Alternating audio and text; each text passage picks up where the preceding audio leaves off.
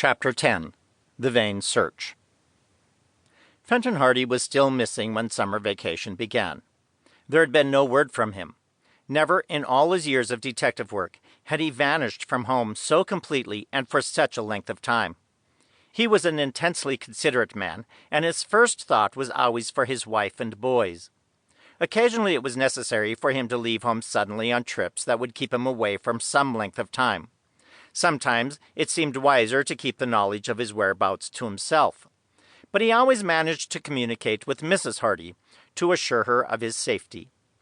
But this time, with the exception of the dubious note, there had been no such assurance. From the moment he had left the house on the morning after the kidnapping at the Kane farmhouse, he had vanished as utterly as though the earth had swallowed him up.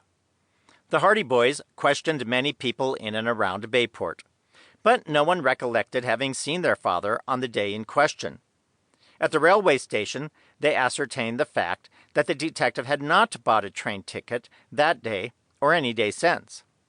The agent admitted it was barely possible that Fenton Hardy might have taken a train and paid his fare on board, but said it was not likely.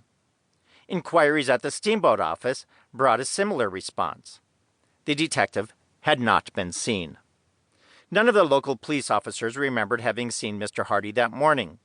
The detective was a well-known figure in Bayport, and it seemed strange that no one had seen him about the streets of the city, in spite of the fact that he had left home at an early hour. The boys questioned everyone who was likely to have seen him, even to milkmen who might have been on their routes at that time. But the further they pursued their inquiries, the deeper the mystery became. One of the boys greatly interested in the disappearance of Mr. Hardy was Perry Robinson. Perry was the son of Henry Robinson, who had once gotten into difficulties over the disappearance of some valuables, as related in The Tower Treasure. All of the Hardys had done much for the Robinson family, and the Robinsons were correspondingly grateful.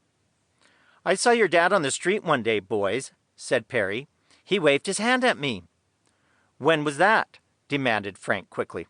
"Oh, a day or two before you say he disappeared. Gee, fellows,